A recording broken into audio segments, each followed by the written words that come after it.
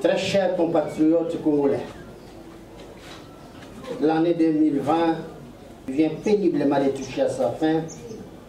Il y a cela 4 jours exactement, en laissant la place à l'année 2021 que nous espérons radieuse et porteuse d'espoir, étant sur le plan d'épanouissement individuel que sur le plan de bien-être collectif, national et planétaire.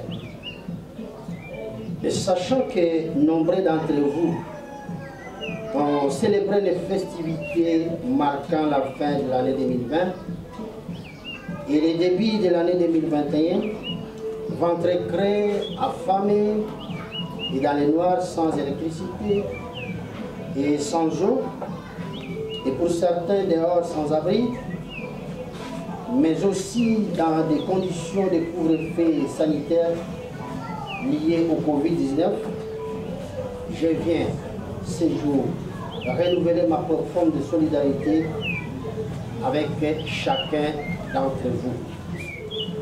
Et je vous exhorte à la patience, à la détermination et à la lutte pour vaincre la misère et la sécurité qui affectent terriblement notre société depuis plusieurs années. Sachant que le cycle du mal tend vers sa fin dans notre pays, je me permets de vous assurer, chers compatriotes, que le meilleur est devant nous. En effet, la fin de ce long parcours de 365 jours et le début de notre parcours d'une durée identique me donne l'occasion de présenter au peuple congolais nos meilleurs vœux pour l'année 2021 qui vient de commencer. Que la grâce divine, la joie de vivre, la santé, la paix du cœur, la foi en Dieu et l'esprit de combativité ne vous quittent jamais tout au long de ces parcours renouvelés de ces 365 jours. À tous mes collaborateurs, membres du staff et conseillers, et à leurs familles respectives, aux membres de mon cabinet et plus particulièrement à Florent Louyengo, qui en est le directeur, à nos représentations à l'étranger, à nos coordinations à travers les provinces de la RDC, ainsi qu'à tous les membres des unités de valeur à l'extérieur et à l'intérieur du pays, je vous présente mes meilleurs vœux de bonheur, de santé, de prospérité et de longévité, tout en espérant que 2021, année de combat, sera mieux que les années précédentes. Et de manière particulière, moi et mon épouse ici présente, nous adressons chaleureusement nos vœux les plus affectifs à nos enfants restés en Suisse. Il s'agit de Mireille, Patrick, Doré et Junior, ainsi qu'à tous leurs dépendants, sans toutefois oublier vraiment la cadette qui est ici au fond avec nous, ses parents. Chers enfants, nous vous embrassons tous. L'année 2020, chers compatriotes congolais, qui vient de s'achever, s'est distinguée par son caractère particulièrement meurtrier et agressif.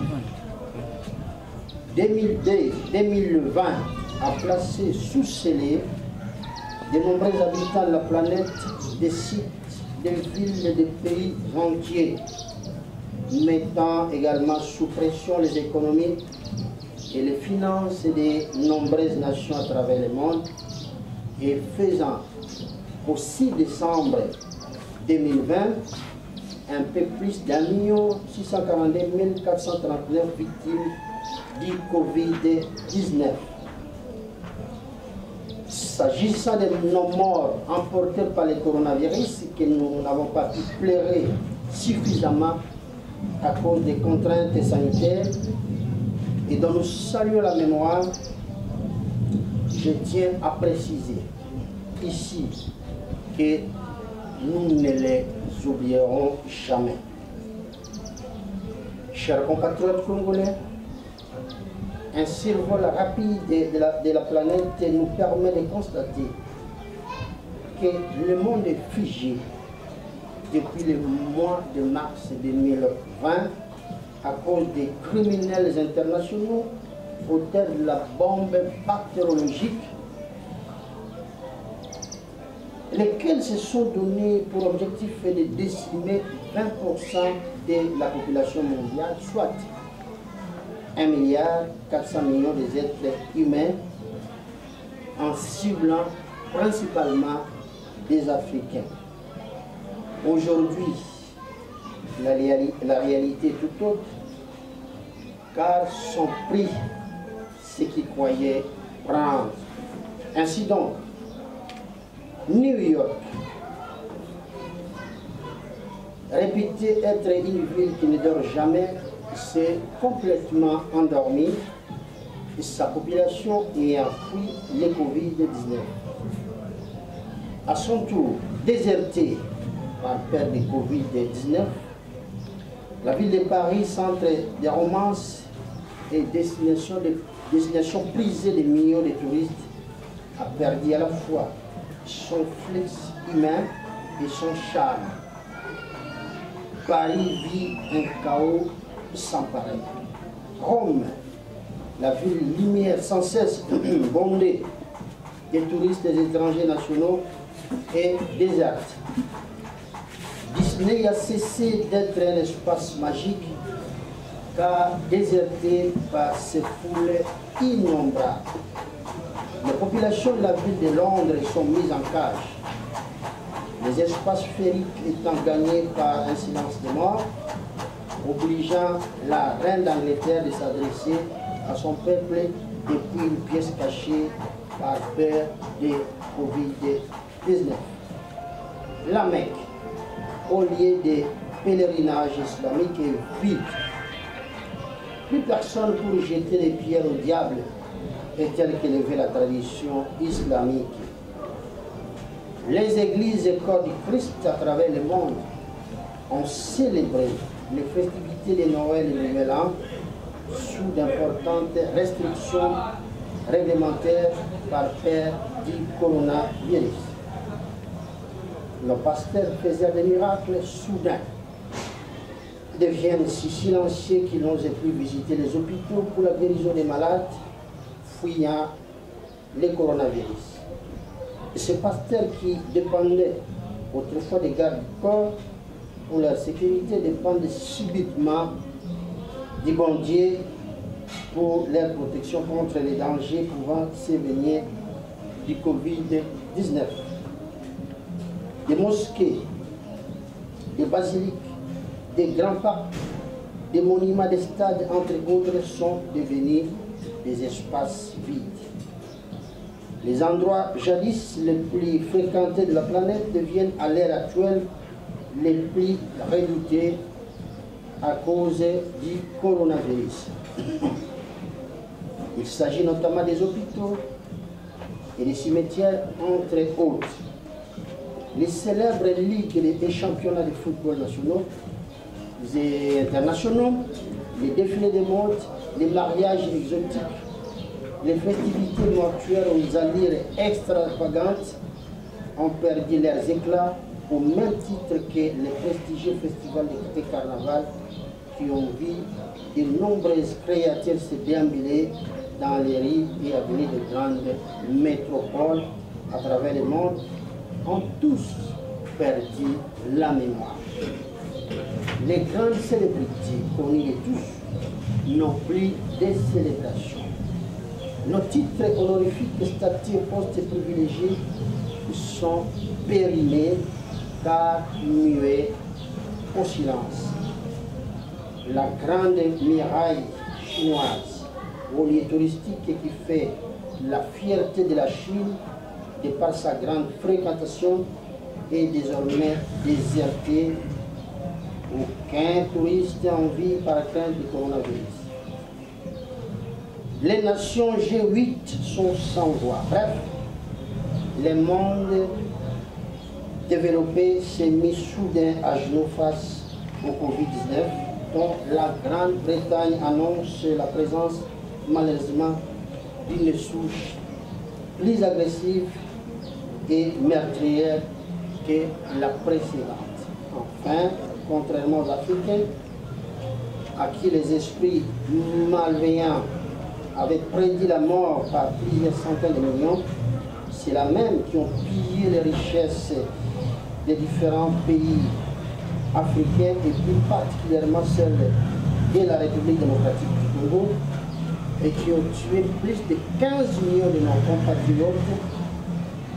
Ces derniers ne savent plus que faire avec toutes leurs économies en lingots d'or et en espèces, sinon s'acheter de la nourriture et du papier des toilettes. Plus étonnant encore, les animaux qui vivaient autrefois dans des cages sont à présent nombreux à errer à l'air libre dans des avenues et sur des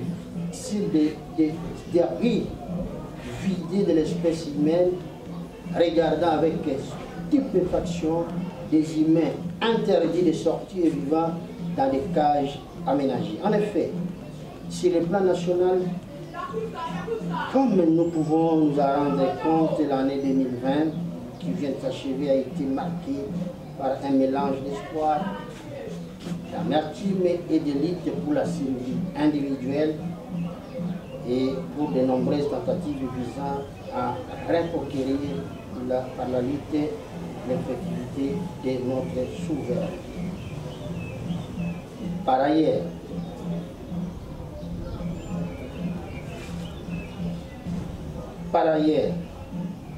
sur le plan intérieur, l'année 2020 a surtout été marquée par un grand combat mené par notre peuple pour arracher sa liberté gravement hypothéquée par l'Alliance FCC cache de tristes mémoires. Une alliance contre la nature dont unité de valeur était les tout premiers à condamner et qui a asséché l'espace de 20 mois les espoirs populaires nés de la passation du pouvoir de janvier 2019.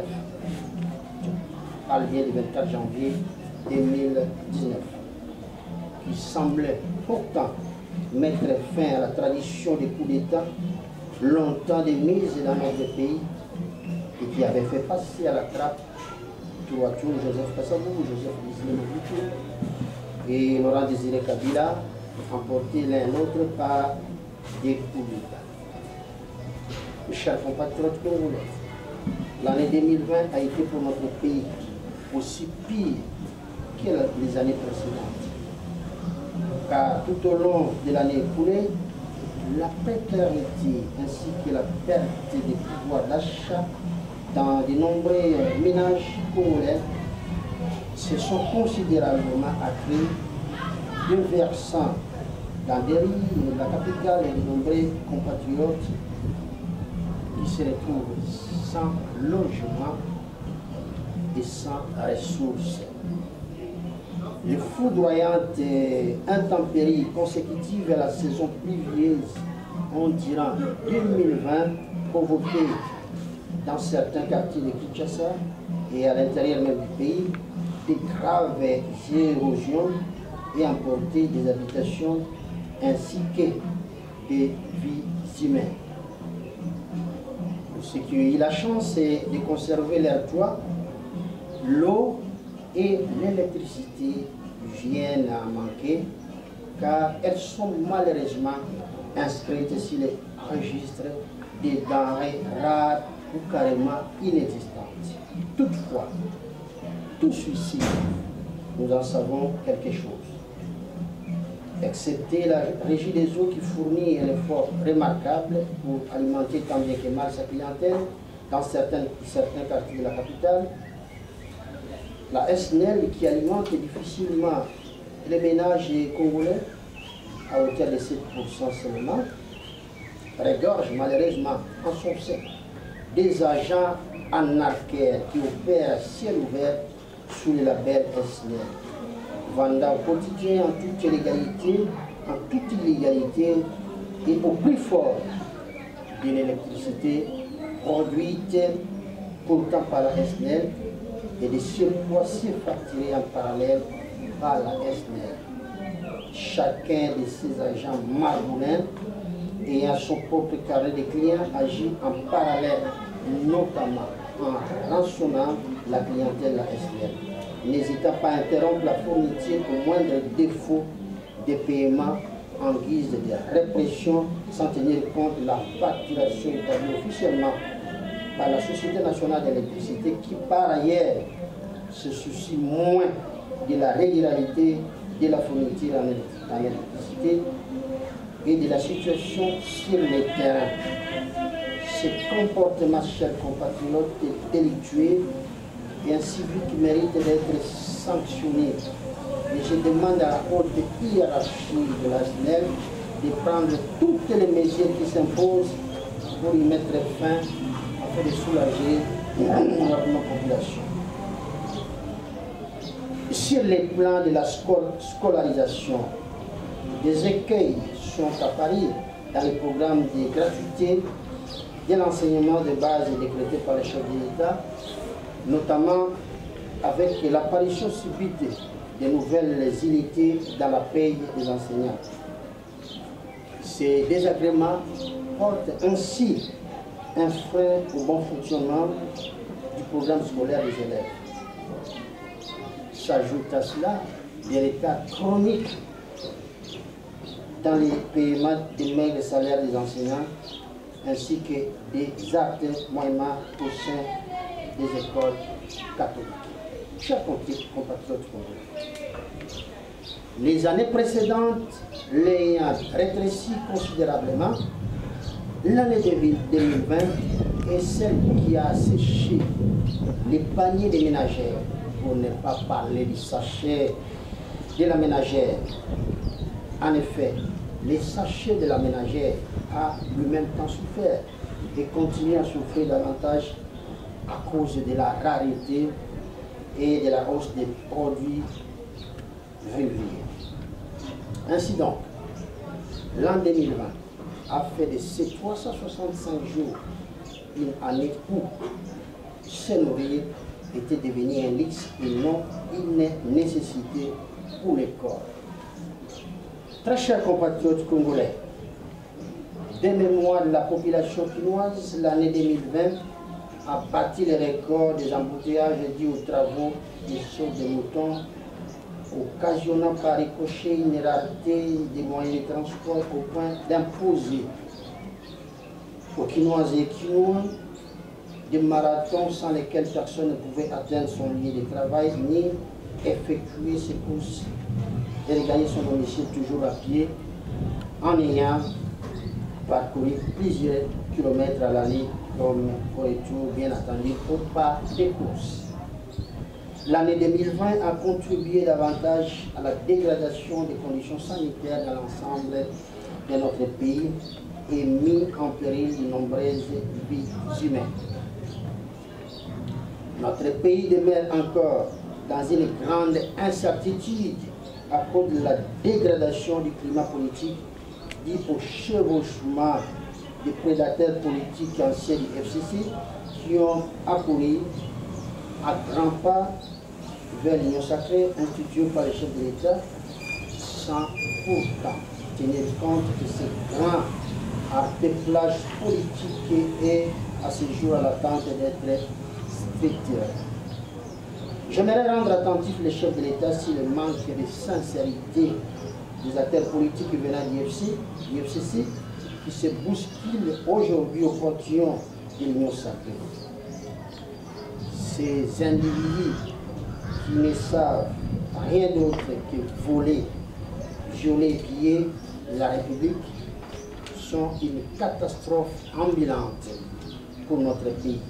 Ils constituent à la fois une menace pour les régimes au pouvoir et un danger permanent pour notre pays.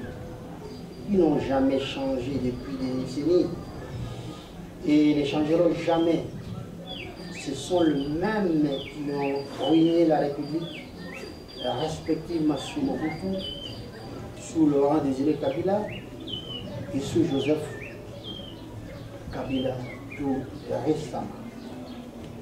Au mieux, leur prise de fonction devra être conditionnée par une éducation civique afin de renforcer la conscience nationale de chacun, ainsi que par le recyclage complet sans lequel ils n'hésiteraient pas à recommencer à refaire ce dont ils savaient faire, à savoir piller, vendre les Congos, voler, pratiquer la corruption, violer et tuer.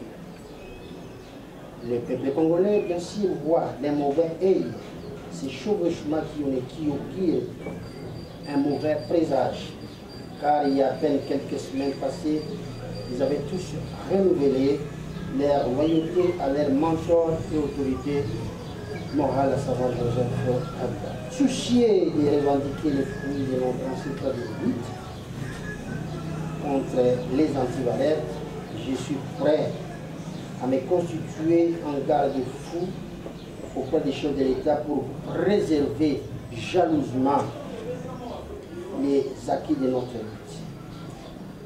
En effet, notre pays vit depuis 3 ans sous un cycle triangulaire, à savoir 2018, année électorale,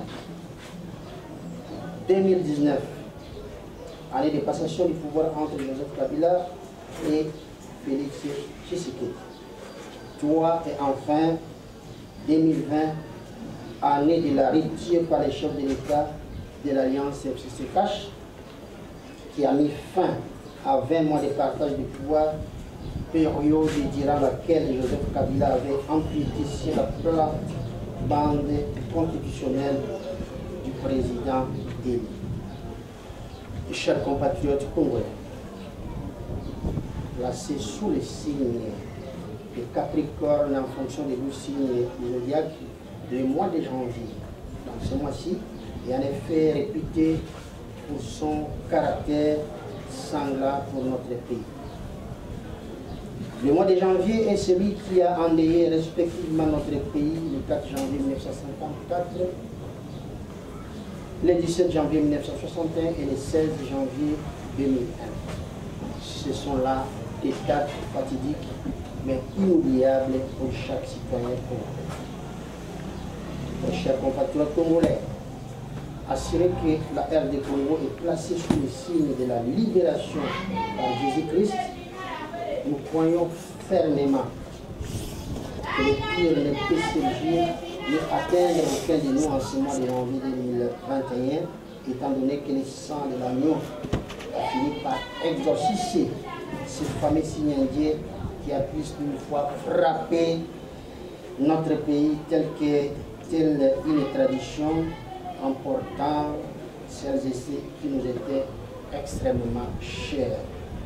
En parallèle, aujourd'hui, lundi 4 janvier 2021, le sang de nos martyrs prend tout son sens, car pour la première fois depuis des années, nous pouvons désormais humer le parfum de la liberté pour laquelle nous nous sommes bâtis et au sujet de laquelle de nombreux compatriotes en sont morts, victimes de la barbarie des hommes.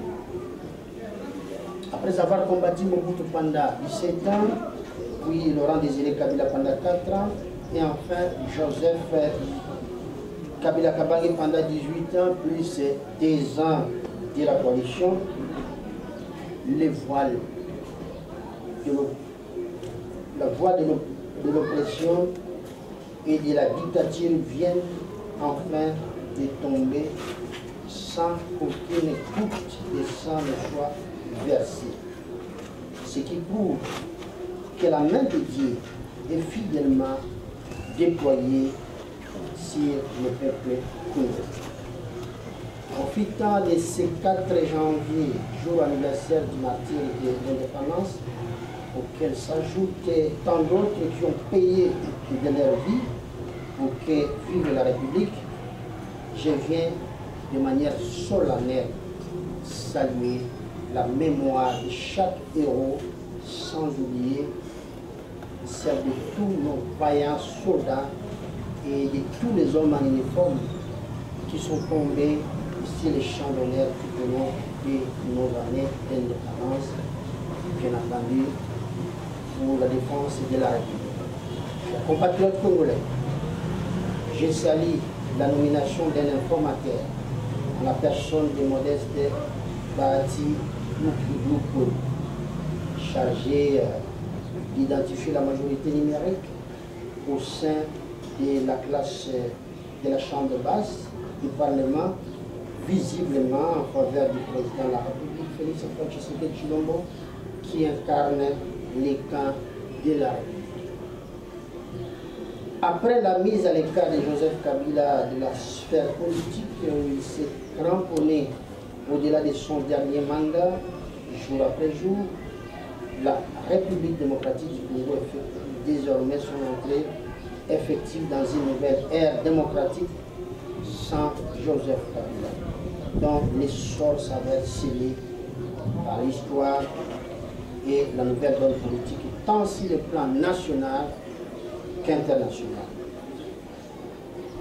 Dès à présent, chaque citoyen congolais devra être placé devant ses responsabilités afin d'affronter avec courage les dangers qui menacent notre nation ainsi que les différents défis qu'il faudrait surmonter l'un après l'autre afin de hisser la République démocratique du Congo sur la rampe de la compétitivité dans la course vers le développement, la croissance et l'émergence.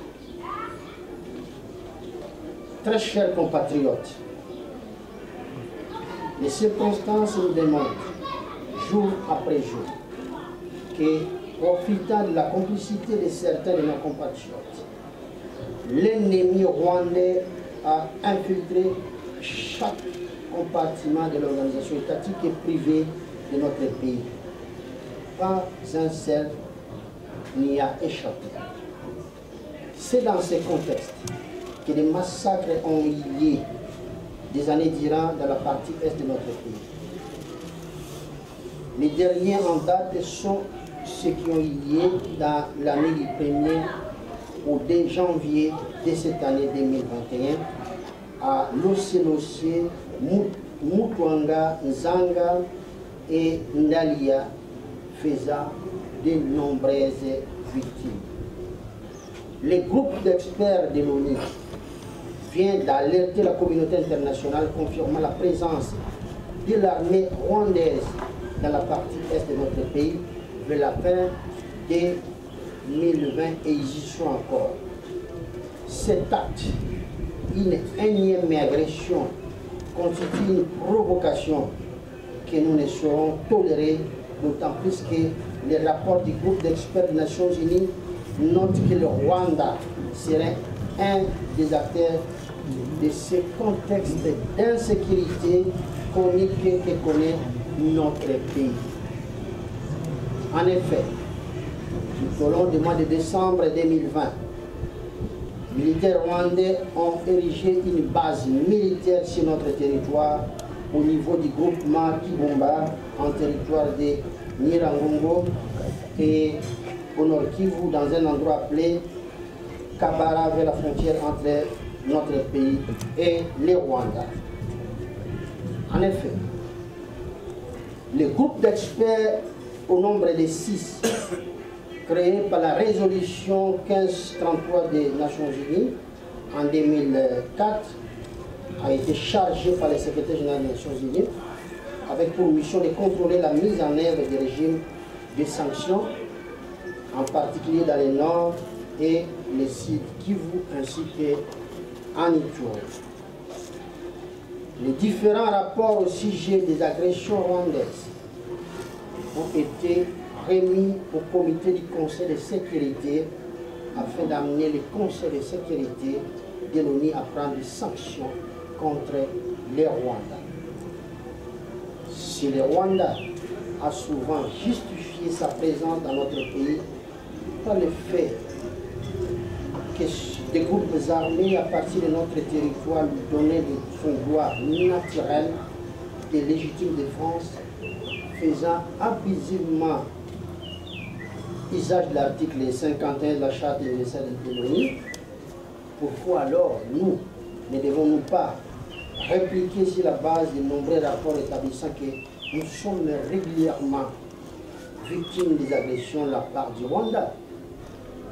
Partant, le chef de l'État devra reconnaître que le Rwanda a déclaré la guerre à la République démocratique du Congo et avoir le courage de rompre les relations diplomatiques avec ces criminels.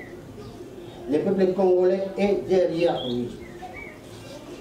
Chers compatriotes congolais, pour avoir fauché l'architecture électorale lors des élections de 2018 et suite, notamment cautionnant la fraude électorale et la corruption, notre démocratie est dépourvue des systèmes de défense pouvant lui permettre de résister contre les intempéries politiques que la RD Congo subit de plein fouet, lui imposant une déclinaison sociale catastrophique qui fait de notre pays le deuxième sur le plan africain et le troisième au monde à avoir plus de pauvres, estimés à 55 millions derrière l'Inde et le Nigeria. 13 millions de Congolais vivant dans une insécurité alimentaire, dont 5 millions d'enfants. Plus de 5 millions de déplacés internes et plus de 500 000 réfugiés. Plus de 7 millions d'enfants et adolescents non scolarisés. Une insécurité extrême et permanente à l'est de notre pays, avec des massacres à répétition. Par ailleurs, classé 183e sur 190 par Doing Business en termes d'économie, notre pays n'a rempli aucun objectif du millénaire. Il est étonnant de constater qu'en 2018, le Rwanda a déclaré des exportations d'or équivalent à 2163 kg vers les Émirats arabes unis. Tandis que les Émirats arabes unis ont quant à eux déclaré officiellement avoir importé du Rwanda pas moins de 12 539 kg au cours des 9 premiers mois de 2018. Par ailleurs, dans son dernier rapport annuel, la Banque centrale rwandaise a annoncé que les exportations d'or du Rwanda avaient augmenté de 754,6%.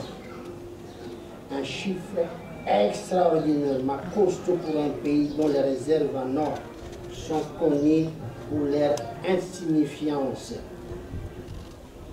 En misant sur l'or et les coltans volés dans notre pays, le Rwanda est en train de construire une grande raffinerie d'or pour toute l'Afrique centrale. Oui, une raffinerie de coltan alors qu'ils n'en produisent pas. À l'aide des ressources pillées dans notre pays, le Rwanda est en train de construire un aéroport, une hub qui lui coûtera 1,3 milliard de dollars américains. Vous savez qu'en termes d'aéroport, nous avons un hub en Afrique du Sud et nous l'avons également au Kenya. Donc on imagine comment les Rwandais peuvent s'amuser avec l'argent volé de la RDC.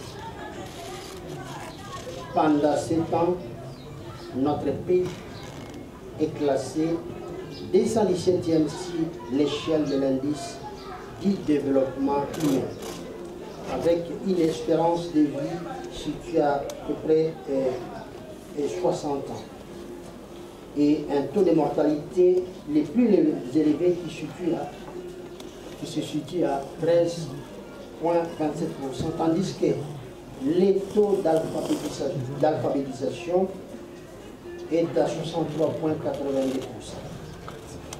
Notre pays s'adonne à la corruption au point de figurer à la 168e place sur 180 pays classés dans l'indice de perception de la corruption, ce qui fait perdre au trésor public congolais chaque année une somme de 15 milliards de dollars américains.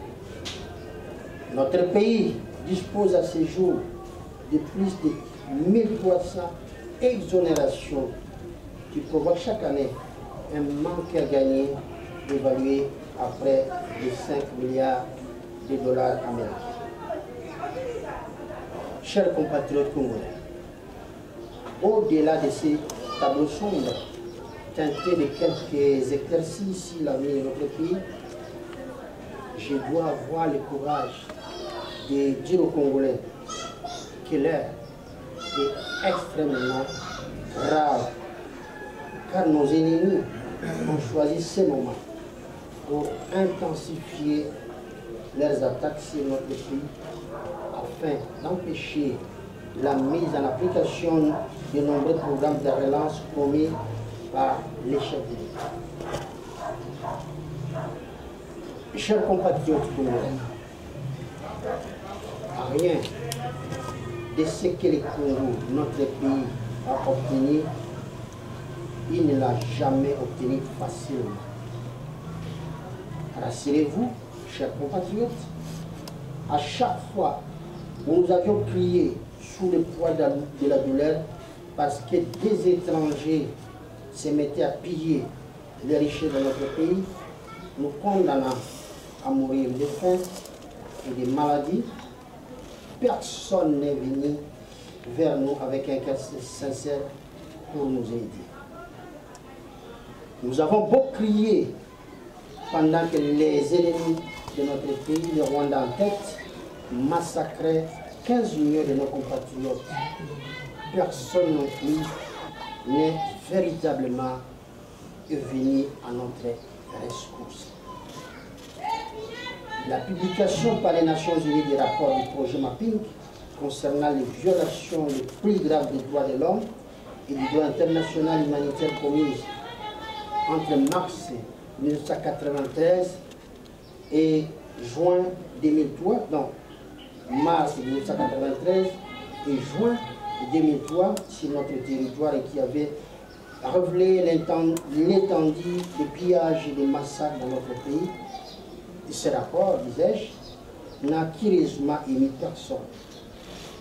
En réponse, plusieurs primes ont été octroyées au Rwanda, d'abord par l'élection sous la conduite de la France de Mme Louise Mushiki-Wabo en qualité de secrétaire générale de l'Organisation internationale de la francophonie en 2018, puis par l'élection du Rwanda comme membre non permanent du Conseil de sécurité, malgré un rapport accablant de l'ONU pointant le Rwanda d'armée les M23 qui étaient hébergés chez eux, qui semaient la mort dans notre pays.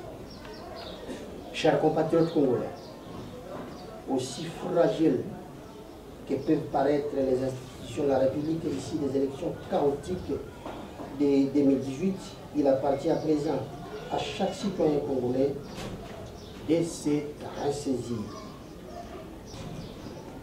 de capitaliser la petite opportunité qui nous est offerte par notre jeune démocratie afin d'opérer de grandes mutations politiques, économiques, sociales, sous la conduite de celui qui incarne la légalité et constitutionnels, à savoir le président de la République, seuls les garants de la nation. Enfin, en ce début du 3e millénaire, nous sommes arrivés à une année de délivrance pour notre pays. Que cette année soit une année de paix, de prospérité, de victoire et des actions accomplies. Bonne année et que le Seigneur Jésus-Christ assiste la République démocratique du Congo. Je vous remercie.